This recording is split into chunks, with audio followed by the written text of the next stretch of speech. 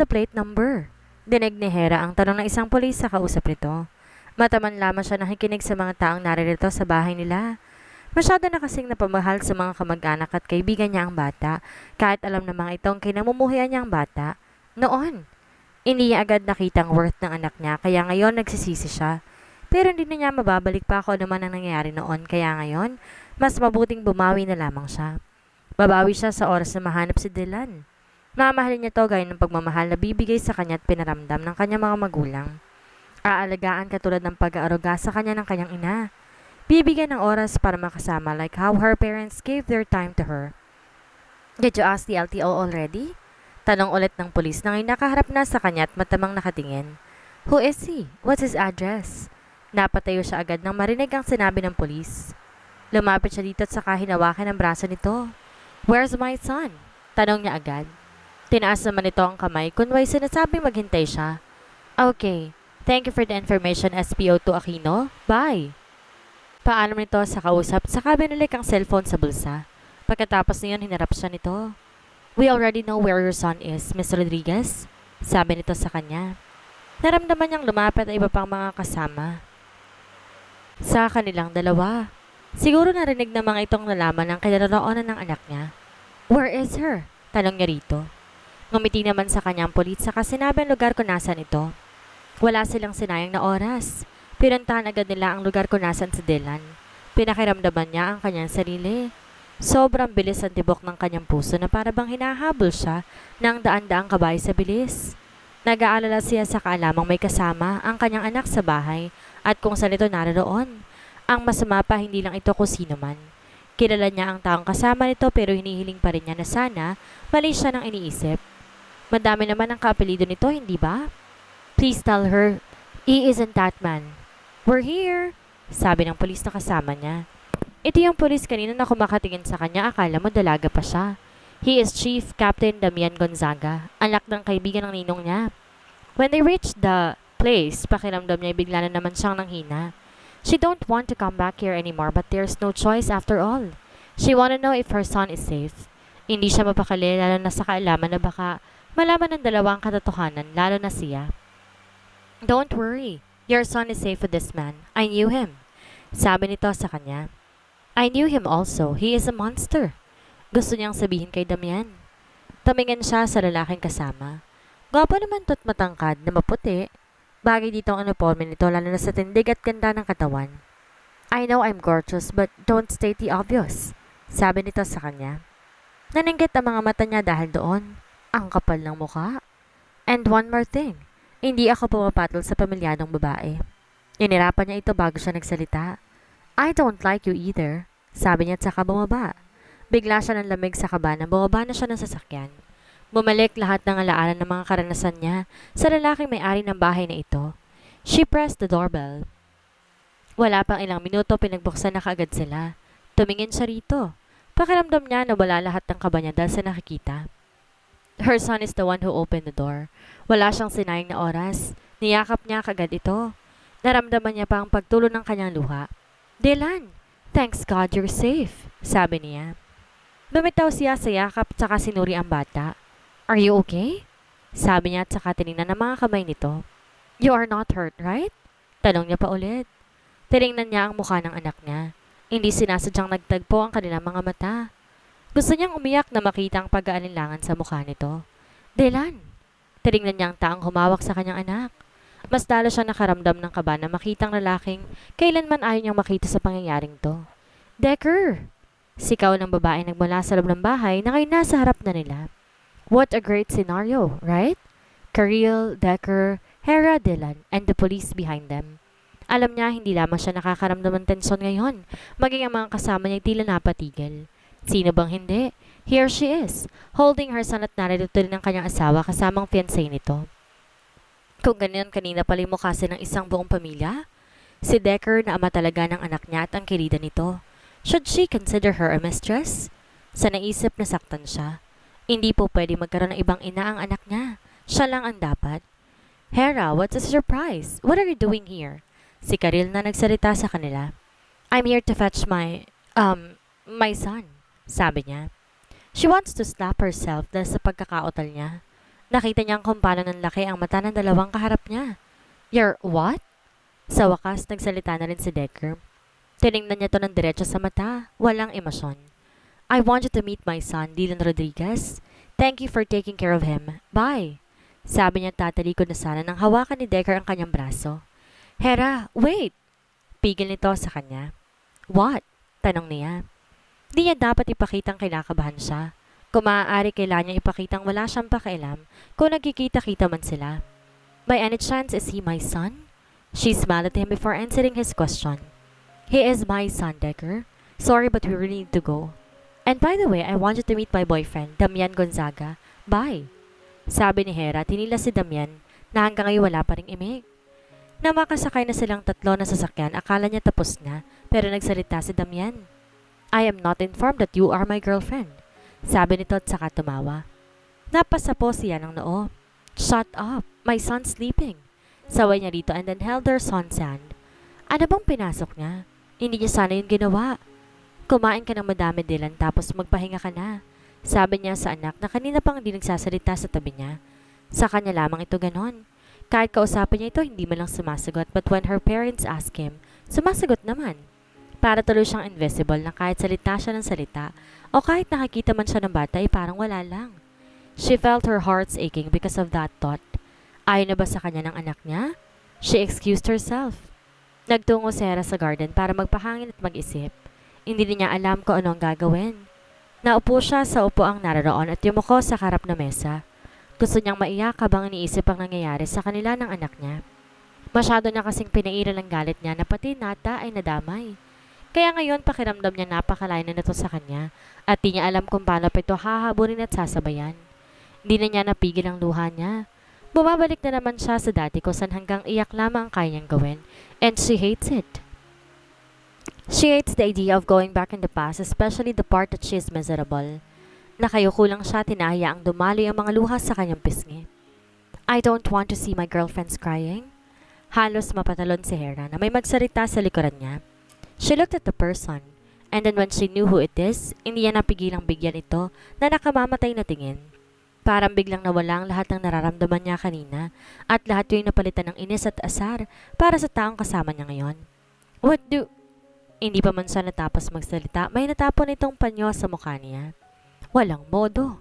Inalis siya agad ang panyo at saka ito binalingan ng tingin. Bastos? Saan niya rito? Ngumiti lang naman ang lalaki sa kanya. May ginawa ba ako sa'yo? Sinilipan ba kita? Hinawakan sa masasilang bahagi? Well, nagsasuggest ka yata pwede rin. Pakiramdam niya na mula siya sa sinabi nito. Ang kapal na mukha mo? Sigaw niya rito. Tumawa lang naman ang lalaki. Wala namang nakakatawa. Ang dami pa kasing sinasabi Gamitin mo na yan. May uhog ka Sabi pa nito. Agad naman siya nagpunas ng ilong niya nang dahil doon. Nakakahiya. Napahinto siya sa pagpupunas nang marinig ang malakas sa tawa nito. Tinignan niya ang panyo at nakitang wala ni isa doon. Ang dumi. Gago! Sigaw ni Hera dito at saka ito iniwan sa my garden na hanggang ngayon tawa pa rin ang tawa. Mamatay ka sana, kakatawa. Pagkapasok na sa bahay, tinanong niya agad ang ina kung nasan si Dylan. Nasa kwarto daw ito at kaya pinuntahan niya roon. Nandoon nga at nakahiga lamang. Lumapit siya sa bata. Dylan, tawag niya sa anak. Nilingon lamang siya nito at saka nag-iwas ulit ng tingin. Napahinga siya ng malalim dahil naiiyak siya sa ginawa nito. Do you want to talk to mommy? Tanong niya. You aren't hurt, right? I am, Mom. Diretsong sagot ng anak niya. Tumingin siya dito at saka umupo agad sa kama bago sinuri ang anak. Who hurt you? Tell me, sabi niya. Wag lang itong sinaktan ni Decker o si Karil dahil makakapatay talaga siya. I'm hurting, Mom. You hate me, that's why I'm hurting. Basag na boses na sabi ni Dylan. Napahinto siya sa narinig. Her son is hurting because of her. Gusto niyang saktan ang sarili dahil sa narinig niya sa bata. You hate my voice kaya hindi ako nagsasalita. You don't want me near, that's why I'm avoiding you. You don't want me here, so I decided to leave. You hate, so I won't disappear. Napaiyak si Hera sa sinabi ng anak niya. Siya ang dahilan ng lahat. Siya ang may ayaw sa bata, kaya ito umalis. Siya na ina nito. Her son. Kawawa naman ang anak niya. Bakit di niya agad naramdaman na nasasaktan ito? Na bata lang to kahit nakakaisip ng mga bagay na hindi naman tama. I know po na isa ako malaking pagkakamali sa buhay mo po. Mommy, I'm sorry. Sorry po kasi ako ang dahilan ng lahat ng paghihirap mo. Sorry because I was born. Sorry because I am your son. Sorry, Mommy. Napahagulol na si Hera sa sinabi ng anak niya. How come her son think this way? Napakasama niyang ina para hindi ma-realize ang halaga ng anak. Kaya pala madami nagmamahal sa anak dahil isa itong anghel. Regalo ito sa kanya, kapalit ng lahat ang dinanas niya. Dapat pinahalagan niya upang hindi humantong sa ganito. Niyakap niya ang bata, tsaka hinalikan sa ulo. Don't say sorry, baby. It's not your fault. Ako. Ako ang may kasalanan sa lahat. Patawarin mo si mommy kasi pinabayaan kita. Sorry for neglecting you. Sorry, baby. Always think that mommy loves you, okay? Sabi niya at saka tuniyakap na napakahigpit. You love me na po? Tanong ng bata na nakapagpatango sa kanya. Hindi niya nagagawin ang lahat na nagawa niya sa bata. Babawi siya sa lahat ng pagkukulang niya. I love you, Mom. Bulong ng anak niya na nakapagpangiti sa kanya. I love you too, baby. Sabi niya tinalikan ito sa pisngi. Don't you ever leave again, okay? Yes po. Sagot nito and kissed her cheeks. Tulog na po tayo, Mom. Sabi ng anak na humihikab. Ngayon lang naramdaman ng antok kaya wala na siya nagawa kundi pumikit ang mga mata. Nakaupo lang ako dito sa couch ng living room ko, holding a glass of wine. I need to drink. Shit. My boyfriend si Hera and I don't even know that info. Shit. Si Damian pa talaga na ngayon iniiyakan ng pinsan ko? Bakit ang bilis naman ata? They just broke up 4 months ago tapos may bago na ngayon? Ang masama pa si Hera pa talaga. To think that my Hera has a son na kamukhang kamukha ko. Shit this life. He is so unfair. Rinig ni Decker ang sigaw ng pinsan niya mula sa kwarto nito. Umiiyak na naman ito. Dahil sa lalaking yon. She really loves that man but he is a jerk for taking his cousin for granted.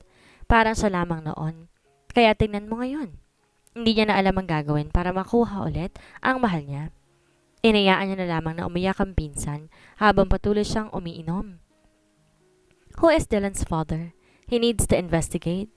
Inabot niya ang telepono at saka may tinawagan. Investigate Tera Rodriguez and her son named Dylan, ASAP. Sabi niya at saka binaba ang tawag. He looked at another glass in front of him. Isa lang ang naiisip niya ngayon, DNA. Ilang araw na ba ang lumipas? 2 araw na rin pala, pero pakiramdam ni Hera ilang taon na. Sa sobrang pagkakaklose nila ng anak, hindi akalain na may pangyayari palang hindi mo iisipin na mangyari. She's always with her son. No works for 2 freaking days. Kasama niya palagi ang anak mula pagising hanggang sa pagtulog. She was never been this happy. Ngayon lang. Paano nga bang mararamdaman niya ito noon? Kung sa nakarang 4 na taon she was neglecting her own child. Kung sana. Hay, eto na naman siya. She should not think about it anymore. It's all in the past. What matters now is that they're okay. Nasa kwarto si Dylan at tutulog pa. Galing kasi silang ikay kahapon kaya malamang pagod ito. Narito siya ngayon sa living room ng condo na binili niya noong 1 araw lamang. She wants to be with her child alone. Gusto niyang maramdaman kung paano maging isang ganap na ina and she thinks it would be better if they will separate home with their parents. Dahil ng taon na rin niyang inaasa sa kanila o di kaya sa katulong ng pag-aalaga sa anak. Right now, she wants it on her own ways. Nagbabasa lang siya ng libro habang nakahiga sa couch. Begging for Your Love, written by CFC. The story reminds her of something that she experienced before. Story of a woman begging for love. Ang pinagkaiba lamang nila, siya mahal na magulang niya, unlike the girl in the story. Nobody loves her and that's all because of her bitchy adopted sister. Nadadala na siya sa takbo ng kwento nang may nag-doorbell. Napakunot noo siya, dahil wala naman siyang inaasahang bisita sa mga oras na ito. She stand up and walked towards the door, and without looking at the peephole, she opened the door. What? Hi, Hera? Bati nang nasa pinto sa kanya. Ni hindi man lang natapos ang sasabihin niya dahil sa lalaking nasa harapan niya. Makikita ang pagkakunot ng noo nito at na siya na pinagtaka niya. Why are you here? Tanong niya rito. Oh, don't give me that tone, Hera. I know you already know the reason why I am here. Diretsang sagot ito sa kanya. Nagsimulang lukubin ng kaba si Hera. Alam niya na ba? Hindi sana. Madaming tumatapongin sa kanyang isipan pero nanaig pa rin doon ang kaisipan na baka may alam na ito. Hindi mo man lang ba ako papapasukin? Tanong nito pero bago pa man siya makapag-react ay nakapasok na agad ito. Shit, bakit wala siya magawa? Bakit nanghihina siya? Nilibot ito ang paningin sa buong paligid at sa isang iglap lamang nakalapit na ito sa picture frames na nakadisplay. Picture that were taken the past 2 days and of course, pictures of Dylan when she was still a baby. Kinuha nito ang isang litrato at saka siya hinarap. He really looks like me, right, Hera? Tanong pa rito sa kanya. Pakiramdam ni Hera na walan siya ng dugo sa tanong nito. Sunod-sunod pa ang ginawa niyang paglunok. Shit! Lumapit ito sa kanya at hinapit siya sa bewang. Hindi niya alam ang gagawin. Gusto niyang kumawala pero wala siyang lakas para gawin niya iyon. Nilapit ito ang bibig sa kanyang tenga. Tsaka bumulong. Sharpshooter pala ako? Sabi nito at tumawa pa. Lahat ng dugong nawala sa katawan niya ay parang isang lab na nagsipuntahan sa kanyang muka. Hinampas niya kagad ito at saka lumayo. Huminga siya na malalim saka ito hinarap. Tell me, Decker, what do you need? Tanong niya rito. Ngumisi ito sa kanya at lumapit pa ng lumapit. At dahil nga nasa likuran niyang couch, muntik na siyang mapaupuruan. Kung hindi lang maagap si Decker, na ngayon ay nakahawak na sa kanyang bewang. Napasinghap siya ng hawakan nito ang kanyang leeg. Ngumisi si Decker sa kanya. You really wanna know, ha? Tanong pa nito sa kanya. Napalinok siya. Di siya makahinga na maayos sa sobrang lapit ito sa kanya. Naiilang siya sa pwesto nila kaya naman binalak na itong itulak. Pero nang maidampi na niya ang kamay sa dibdib ng lalaki, ay parang may kuryenteng dumaan sa dibdib nito patungo sa kamay niya. Narinig niya ang impit na ungol mula sa lalaki. Napatingin tuloy siya rito pero nanalangin na sana hindi na lamang niya ginawa. Nakita niya ang lalaki nakatingin sa kanyang mga labi. Wait, he is not looking. He is staring. Titig talaga. Napanunok na naman tuloy siya nang kinagat ni Decker ang labi.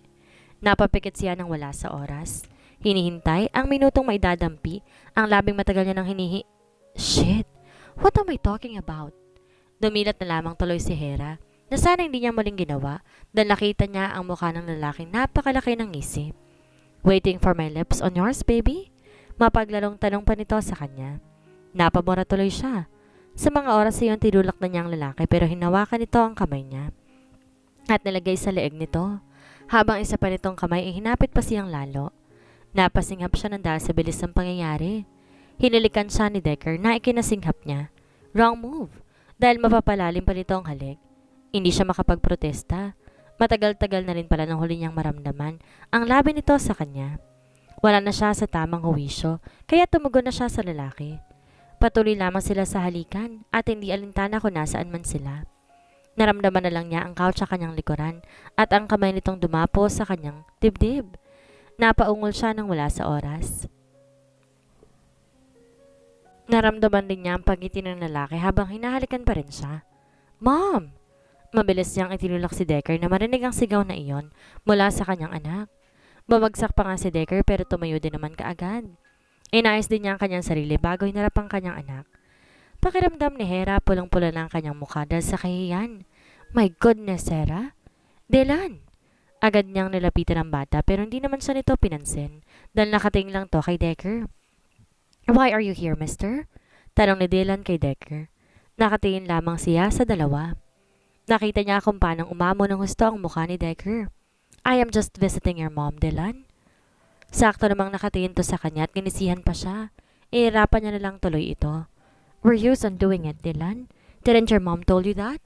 Tanong ni Decker sa anak. Nakita niya pa ang pagkunot ng noo ni Dylan. Doing what and told me what? Tanong nito. We used on kissing each other and more than that. Kaswal na sagot lamang ni Decker na para bang hindi bata ang kausap. Anong more than that ang pinagsasabi nito? We just did it once. And you are her boyfriend? I guess not. You're not even my dad for you to kiss her. Sagot ni Dylan. Dad? Shit, not now please. Lumapit si Decker kay Dylan saka ito niyakap. Nakita niya kung paano magbago ekspresyon ng dalawa. Di naman tanga ang anak niya kaya alam niyang gets na ito na nangyayari. What if? Tanong ni Decker. What? Naghihintay na talaga ang anak niya. Kinakabahan din siya sa kung ano nga ang mangyayari. Is it the right time? Hindi ba't masyadong mabilis? Shit! Paano kung kukunin ni Decker ang anak niya? Hindi niya kakayanin. Hindi siya papayag. What if I am your dad, Dylan? Sa isang exclusive bar dumiretso si Decker galing sa kondo ng mag-ina niya. Oo, mag-ina niya.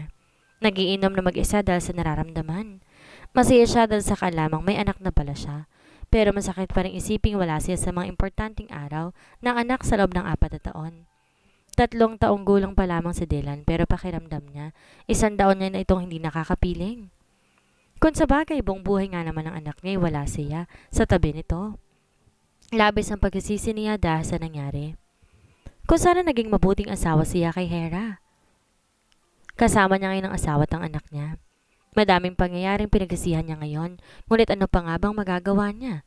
Nangyari na ang nangyari. Hindi yun na kayang ibalik pang nakaraan. Pero may magagawa pa naman ata siya. Hindi pa naman huli ang lahat. Hey, hati! Napalingon siya sa babaeng lumapit sa kanya. Napangisi siya na makitang mapang-akit itong tingin sa kanya. This is what he needed right now. Litaw ang halos kalahati ng dibdib nito at napakaiksi na ng shirt nito. Lumapit ito sa kanya. Halos isang 5 inches na lamang ang layo ng mukha niya sa dibdib nito. Yumuko ang babae at tinalikan niya. Hindi siya santo para hindi gawin ang nasa isip niya. Kaya naman ay tumugon siya. Bumaba ang halik ng babae sa leeg niya patungo sa tenga niya. Your place or mine? Ngumiti siya sa babaeng patuloy na humahalik sa leeg niya. Napapikit siya and there he saw her wives looking at her with those tears that they don't want to see. Naalala niyang bigla si Hera kasama ang anak niyang galit sa kanya. Unti-unti siyang dumilat saka tinulak ang babae. Tinignan niya ito at pinakita ang kanyang wedding ring. Napalaki ang mata ng babae sa nakikita. Tuloy lang iniwan niya ito at tumiretso sa banyo. Humarap siya sa salamin at napasabunot ang sariling buhok. My God! Naalala niya ang nangyari kanina. Di niya maiwasang masaktan dahil doon. Flashback. What if I'm your dad, Dylan? Kinakabang tanong niya sa anak na matamang nakatingin lamang sa kanya. Hindi tulad sa ibang palabas, laging ganoon ang nangyayari at excited na sisigaw ng, Daddy! I hate you! Sigaw nito sa kanya at saka tumakbo sa kanyang ina. Tinignan lang niya si Hera nang ipinapata ng anak niyang umiiyak na pala. Umupo si Hera sa sapat, kinandong parap si Dylan. Nakatingin lamang siya sa dalawang espesyal sa buhay niya. Anak, stop crying. Sabi ni Hera at pinupunasan luhang tumatakas mula sa mata ng bata. It was just kidding, right, Mom? He isn't my dad. My dad was already gone, right, Mom? Pilit ito sa ina na ngayon nagpipigil ng luha. Baby? Sabi ni Hera bago nagsalitang muli si Dylan. I don't want to see my dad anymore because he is a bad guy. Binaboy kaya, Mommy, kaya nga ayaw mo sa akin dati. Binaboy kaya and I hate. No, I loathe him for doing your life miserable. Napatunga nga siya sa sinabi ng anak niya. Alam nito? Tinignan niya si Hera na ngayon nakatingin sa kanya. Nagsumamang umalis muna siya. Tumango siya pero babalik din siya. Hindi ba siya kayang bigyan ng anak niya ng chance para ipakitang nagbago na talaga siya? Si Hera, di na ba siya nito mapapatawad? He really messed up big time. Walang kasing sakit ang nararamdaman niya ngayon. Ganito ba kasakit ang nararamdaman ni Hera noon? Sumigaw si Decker kasabay ng isang malakas sa suntok sa salamin. Wala siyang pakialam kung pagbayarin man siya. Pero lang naman ang mawawala sa kanya. Di niya kailangan ng pera. Ang kailangan niya ngayon ay ang kasiyahan niya. Walang iba kundi ang mag-ina niya. Nandito ngayon si Ehera sa Eheres para mag-take out ng favorite cake ng anak niya. Chocolate cheesecake. Nasisiyahan kasi ito sa dami ng keso sa loob ng cake. Hindi ito nakakaumay kainin kaya nga naaadik ang anak niya rito. Nakaupo siya sa isang upuan dahil nagkakape siya. Nagpa siya siyang magkape dahil umuulan ngayong araw na to. Can I sit here, miss? Tanong niya at gumiti naman ang lalaki sa kanya. Nakauwi ka na pala, hindi ka man nagsabi. Kamusta ang career? Still remember Miko? Pagkaalis ng bansa, hindi sinasadyang nakasabay niya ito at katabi pa sa eroplano. Lagi sila magkasama sa ibang bansa kapag may photoshoot na magkapareha sila. Nalaman din niya na ito pala ang fiancé ni Amanda, na Hollywood model. Minsan lang nila napag-usapan tungkol sa nangyari sa kaibigan niya. Humihingi rin siya ng tawag dito. Okay lang, ikaw? Tanong nito. Ayos lang? Di siguradong sagot niya. OMG, that smirk again. Lagi ito nakangisi sa kanya noon pa man pero hindi rin niya ito hinuhusgahan. She still remembered the day when I knew that she was already pregnant. Ito ang nagsabi sa kanyang ipalaglag ang dinadala na siyang sinubukan niya naman. Si Miko na hindi mababakasan na concern ng mga oras na iyon. Di sigurado? Why, Hera? May masama bang nangyari? Hindi pa nga ako nagsisimula. Hindi niya narinig ang huli nitong sinabi. Tinignan niya lamang ito. What? Tanong niya. Ngumisi ulit ito at saka umiling at sumipsip ng kape. Maya-maya pa'y may tumawag kay Miko. Nasinagot naman ito kaagad. Yes, tuloy pa rin. It's about time. Yeah. Sila naman ngayon. Oo, sige. Bye. Sabi nito at sinulyapan si Hera. Nagpaalam na rin to pagkatapos noon. Naguguluhan si Hera sa nangyayari. Nakaramdam siya ng kaba kaya naman napagpasyan din niya na umuwi na. Ano ba itong nangyayari sa kanya? Pagka-uwi sa bahay ng mga magulang nagulat siya na makitang may mga pulis na sa loob. Dahil sa dali siyang tumakbo at nakitang mami niyang umiiyak. Agad na hinanap niyang anak at niyakap ito. Nakanginig ang anak niya. Lumapit siya sa parents niya at tinanong kung ano ba ang nangyari. May nanloob sa atin kanina. Wala naman silang kinuha pero naglabas sila ng baril. They did not shot one of us but your picture. Sabi ng mommy niya na umiiyak. Wala ang daddy niya dahil may business trip ito. Tinakot lamang nito kayo, madam. Do you know someone na galit sa inyo? Umiling ang mommy niya sa tanong ni Damian. Damian is not involved with her life anymore. For 3 or 4 days na hindi nakita ito ay nagpag-alaman niyang nag-usap ito at ang ex na present girlfriend na nito. Nice, right? Buti pa sila. Pero sa narinig na sinabi ni mommy niya, kinabahan siya. Maya pa'y nag-ring ang cellphone niya. Unknown number. Sinagot niya ito. Hello? Hera, did you like my surprise? Kumunot ang noon niya. His voice. No, it can't be. Nakarinig siya ng tawa ng babae. What do you mean? Tanong niya sa nanginginig na boses. Nakita niya tumingin sa kanya ang mga tao sa bahay. Natakot ka ba, Hera? Dapat lang. Kulang pa yan. And the call ended. Napaupo siya sa higda sa nangyari. Siya ba? Pero could it be? God! Yung nangyari kanina. Sino kaya ang taong ng loob sa bahay na Hera at may pangbabantang ginawa gamit ang kanyang larawan? Yan ang ating aalamin sa susunod nating kabanata.